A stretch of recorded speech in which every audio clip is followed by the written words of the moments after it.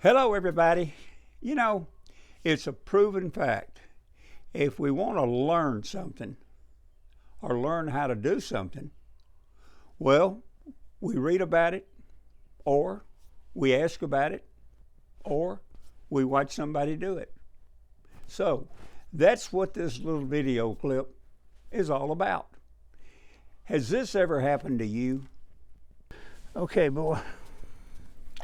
See ya. All right, let me get this out. Okay, I cut that treble hook off of these dikes. I always like to carry a pair of dikes just in case I do that.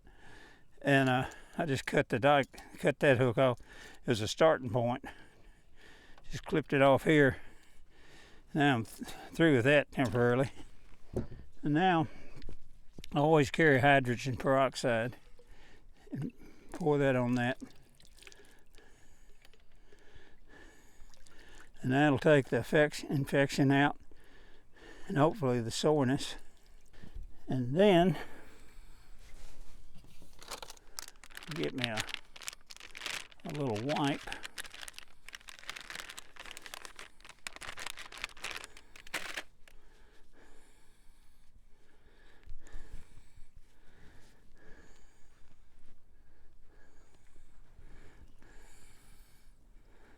That'll just get me some braid. Okay, got me a strong loop, and I'll just take that loop and put it right over there, and I'll get the cameraman to mash down on that center eye. On 3, 1, 2, 3, and there we go. There's a hook. And what I'm trying to do, I just pulled it out at a 60-degree angle, the same way it went in. And there it is.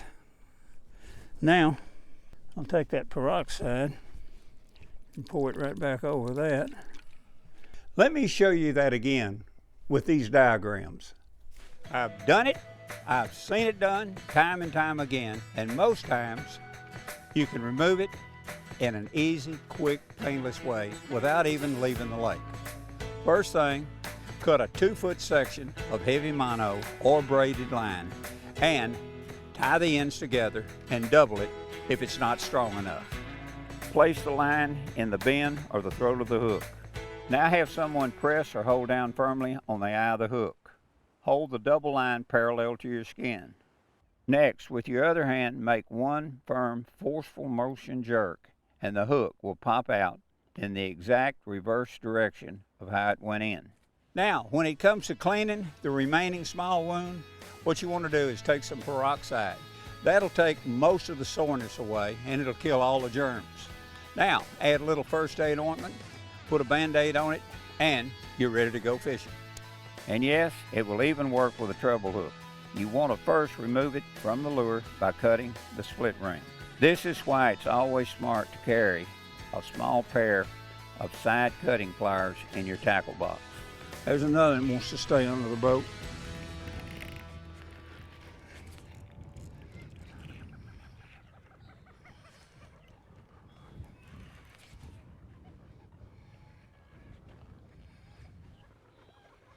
But he's not going. Oh, good night. Look at that. Oh, ha, ha, ha, ha, ha, ha, ha. Oh my gosh.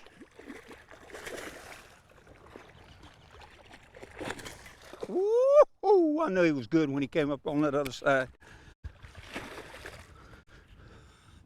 There's some big old fish on these points.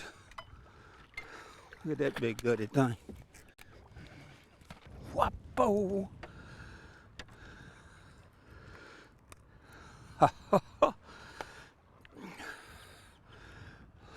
Look at that. Look at that. I see you looking at me. I see you looking at me. Gorgeous thing, you. Oh, man. Pretty, pretty, pretty. Okay. Golly, boy, isn't that nice? Here we go. Bye-bye. Bill, in one of your past shows, I remember how you told how to estimate the weight of a bass if you have no scales in the boat, but I forgot what it was. Can you please repeat it? no problem. But today, I'm going to make it even easier. You know, there's several formulas out there for estimating the weight of a bass when you have no scales, but most of them require the length and the girth of the fish. It's probably one of those older formulas I told you about before, but recently I learned a new one that's just as accurate, and all you need to measure is the length of the fish. That's good because most fishermen carry a ruler of some type on their boat because of the legal length restrictions. Here's the best formula. Just measure the length of your bass and then multiply the length times the length times the length, and then divide by 1600. In other words, let's say you catch a bass that's 20 inches long. You simply multiply 20 times 20 times 20, and you'll get a total of 8,000. Divide that by 1600 and bingo, you'll see that your bass weighs about 5 pounds. Using this measuring system is really quite remarkable. It'll really surprise you how close it can be. Is it perfect? No, but it will give you a pretty good idea. It won't miss it a lot.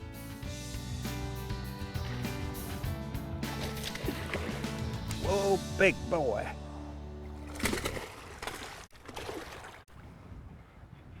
Tuk, tuk, tuk, tuk, tuk, tuk, tuk.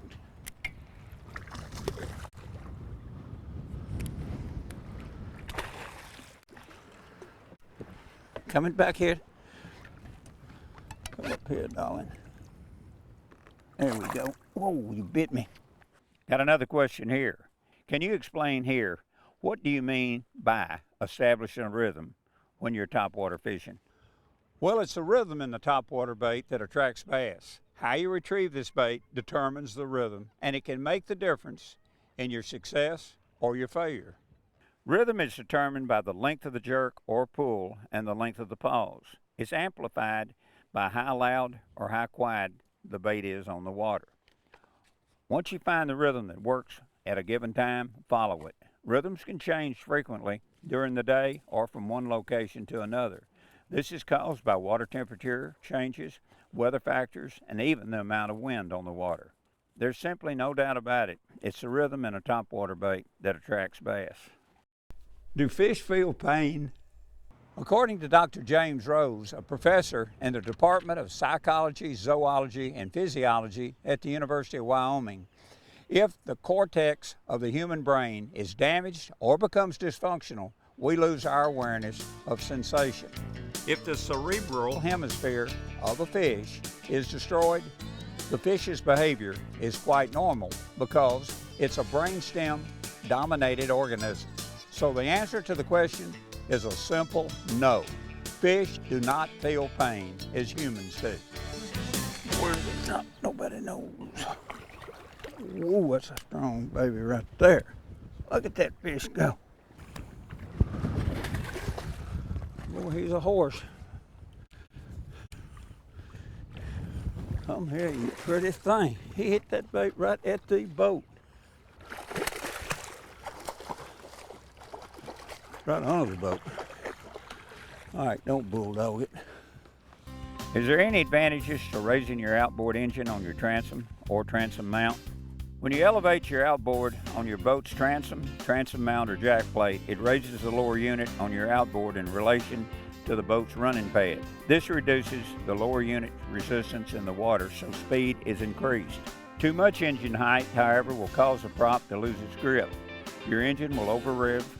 It'll also eliminate bow lift to a degree, add prop blowout in rough water, plus create a right-hand torque.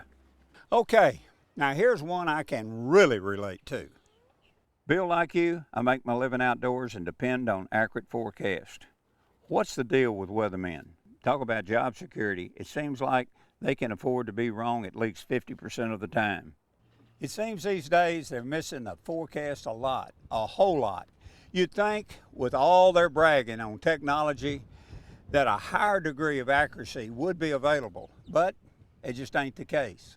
When taping a show, you depend on some degree of accuracy. Time and money are riding on it. Even the basic choice of whether to go or not is paramount. So a missed forecast becomes even more frustrating. Our video crew is not alone, of course. Many folks have jobs where knowing what the weather is going to do is a deal maker or breaker. I guess only the late comedian George Carlin ever got the weather forecasting entirely right when he said, "Weather forecast tonight, dark. Continued dark overnight with widely scattered light by morning."